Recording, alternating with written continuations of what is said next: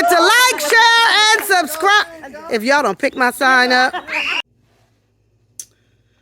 Hello, everyone, and welcome back to Psychology Eats. So what's eating you?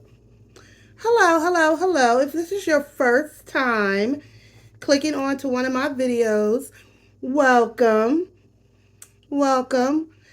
Just a little background on me. I am Psychology Eats, and I am a reaction channel, tiny bit of tea channel, but most importantly, I am a channel that's going to give you some information about mental health and psychology, and which is why I call myself Psychology Eats. So my background in the field is that I've been in the field for over 30 years, in many different positions. Probably the one that I've been in the longest is being a clinician or a psychotherapist. I'm now doing, in the last decade, I've been teaching psychology. And so I'm a psychology professor. Also a YouTuber, and I have multiple channels. So on this channel, I wanted to talk about a channel that I've been watching for, I would say, a couple of weeks now. A few weeks I've been watching this channel. And the name escapes me. I know it's Atlanta something. But here's a picture of the channel. So on this channel, the content creator, I believe his name is Marcus, he interviews people in Atlanta, homeless people on the streets of Atlanta. And so he gives them interview to find out what happened. Like, why are you on the street? And all of the stories are so interesting as to how some of these people end up on the street. Now, we know homelessness is really running rampant across the United States. You can find a little piece of homelessness throughout almost every state. Some states have a higher level of homelessness than maybe other states.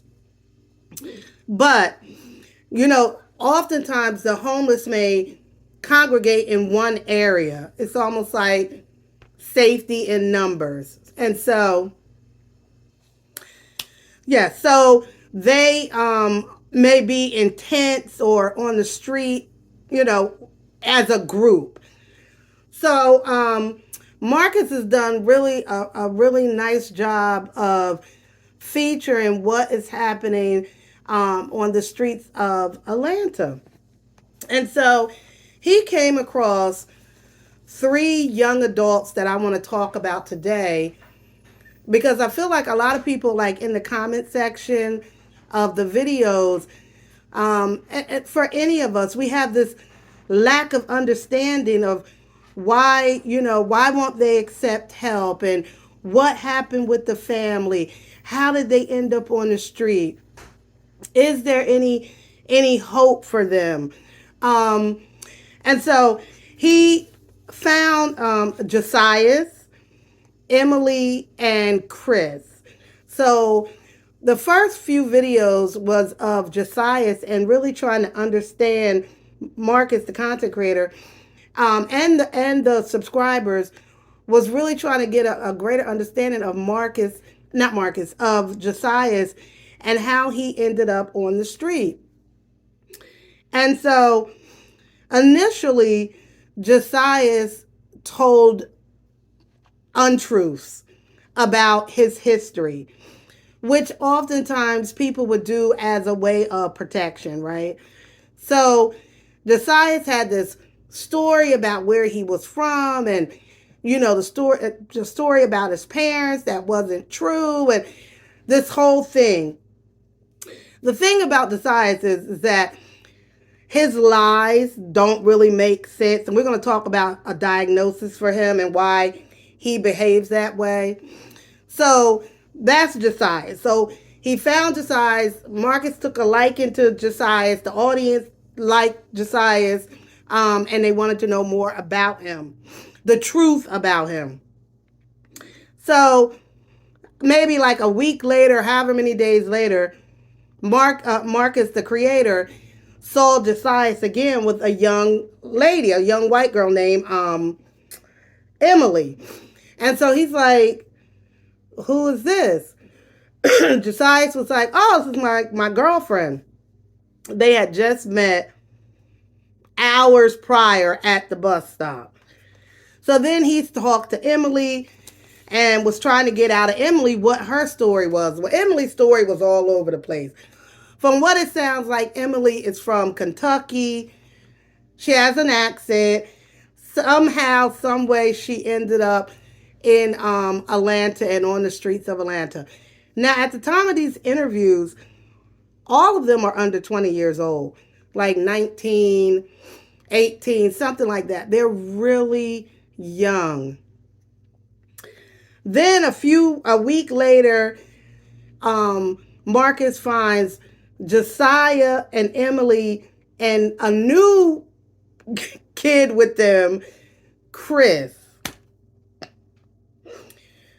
So now these three have hooked up together as a survival technique, really, as just a way to survive, because they're kids and they are on the streets of Atlanta among adult men and adult women who are much more craftier, maybe even more sinister, drug addicts, alcohol, just a cast of characters that live on the streets, right? And so now you got these three kids out here trying to survive together. All right. So together, Lord. So together, Marcus, I could feel your pain in trying to understand who these kids are. So, of course, people and their families recognize them, or somebody else recognizes them, and it gets back to not Emily, because honestly, I don't feel like anybody is really looking for Emily. She's really, really is in this world by herself. Even though she has a grandma, we'll get to the grandma. So anyway, I don't want to make this video too long. I don't want to make it too long. Let's get to the diagnosis and why these three are in the position that they're in. Josias. Now, when I first started listening to Josias and the lies and him not being truthful, and I really like believing like some of the things that he was saying, he was believing it and attempted to be believable. So I wanted to say with Josias'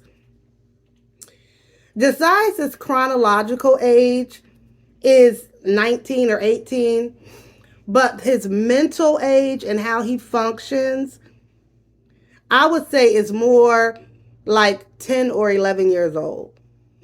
Like, that's the way I see him. That's his mental age and how he functions. I also think Josias might be on. Initially I thought he had a diagnosis of dissociative disorder, dissociative identity disorder, which is multiple personalities. I definitely think he falls somewhere under a personality disorder. I don't know about that. Maybe we might be seeing the onset of that.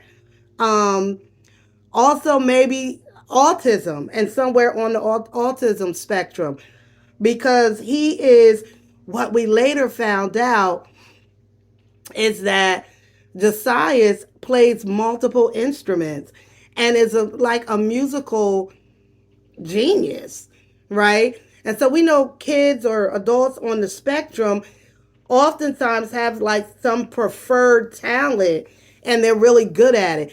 So if I had to diagnose Josias, I might say he's somewhere on the autism spectrum,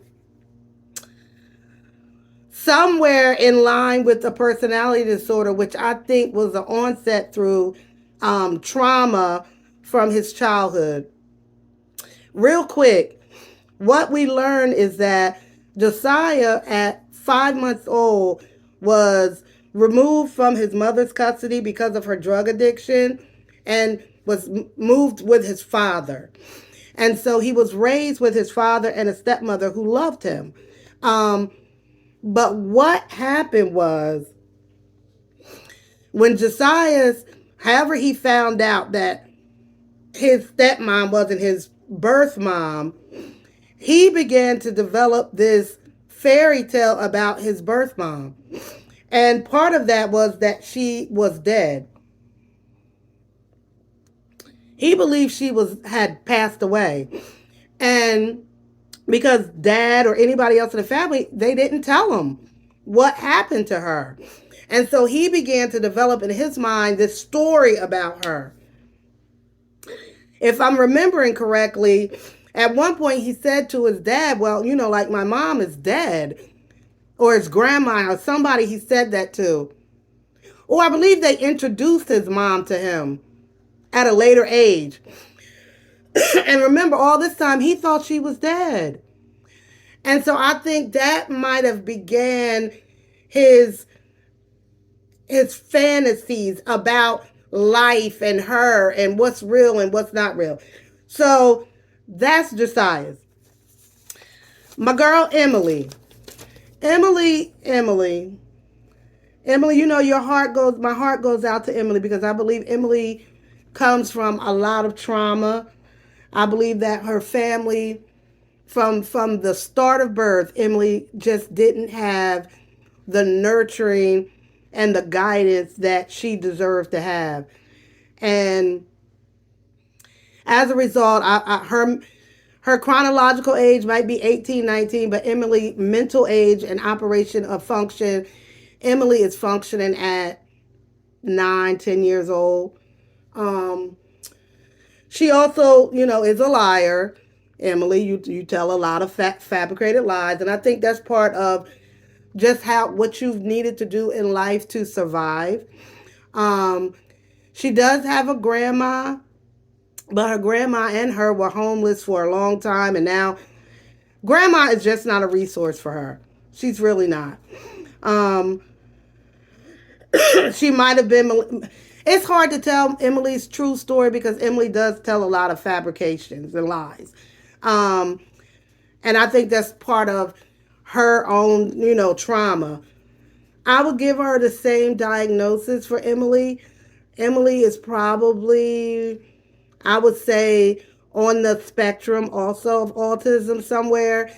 And in that development onset of a personality disorder, borderline personality or dissociative personality, somewhere in there.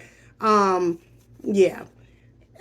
Also, Emily and Josias, they do a little bit of drugs. I'm not sure what they were talking about. I think weed and maybe some other drugs or something they were talking about, which we see people with mental health issues often go to drugs and alcohol to cope with their diagnosis and, symptoms of their diagnosis. So then there is Chris. Now, Chris also is quite the storyteller and liar. And Chris does have family in, let me tell you a little backstory on Chris and where his trauma came from. So Chris was born, I believe, into the system and was adopted by a family. During his early childhood, it sounds like he gave the family a lot of problems. There was a lot of issues, behavioral issues, whatever, with him. And by the age of 15, the adoptive family put him back in the system. At that point, he found his birth family, or some way he was reconnected with the birth family. And we went, one of the videos that Marcus showed, we went to the family with Marcus and Chris, and they definitely appear to be, on the lower end of economics. And so, and very much frustrated with Chris. There was some allegations of Chris may have been sexually inappropriate with some younger cousins or friends or something in that, with that. So Chris, I would say, definitely is on the spectrum of autism, and somewhere is the, is the onset of that personality disorder.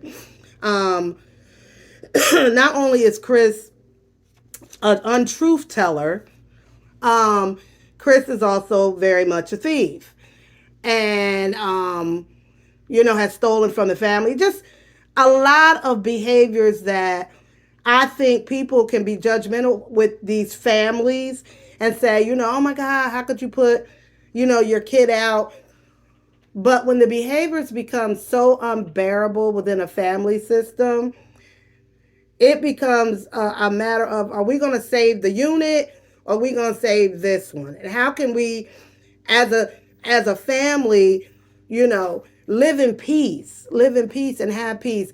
But we have this family member who is, I would say, the cause of so many issues within the family. So anywho, Chris refused to go back with the family. All three of them kind of really was like, I'm not going back to my family. Ain't no way. And there was a lot of intervention between Marcus and these families. And Marcus I think Marcus's goal was to go and feature, these families and or these individuals, but then he soon finds out that it's so much more to these stories, and so much more mental health services needed, resources needed. It's just, it's a lot. Marcus, my suggestion to you is that you would link up with some of the social services agencies in the area. Have a phone number of people that you can call, because man, I tell you, you've taken on a big task. And I know you realize now that it's so much more to all of it. So where we are today is that Josias and Emily went to Ohio, where Josias' family is. Josias, I believe that they put him up in a hotel, because Emily really had nowhere else to go. And a viewer offered to help Chris. And so, and with all the support that the viewers are giving, which is wonderful, I feel like these three need real professional intervention. Professional intervention. Like, you can put them in hotels and hope for the best, but if we want to see real long-term success with these three, they need ongoing mental health services and support. Food and shelter and water, those basic physiological needs. I think we, the people, can meet those needs for them. We can feed them, we can house them, give them fresh water and all of that. But the needs that they have run so much more deeper than what money can provide them. Um,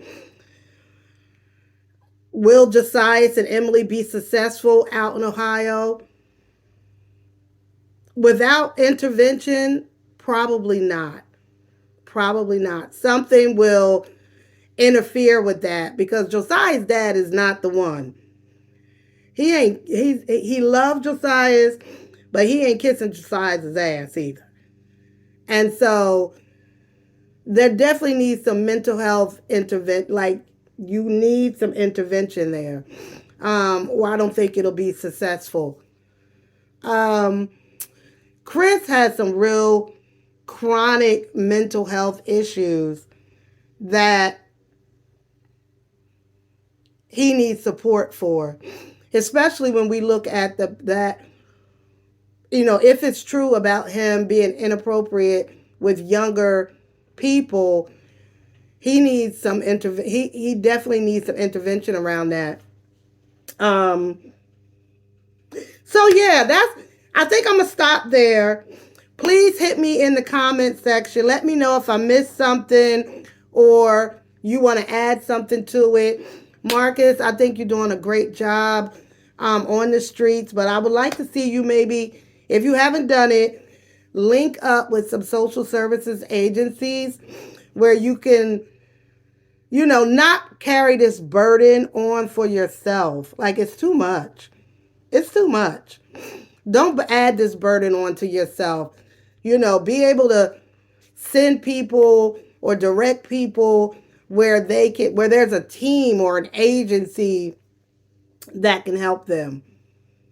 And if they don't follow up, then you just keep putting out that information to them. But taking on this burden for yourself, don't do it. Don't do it. But until next time, I will keep my eyes on the streets of Atlanta because this is so interesting to me. And thank you guys for watching. Bye.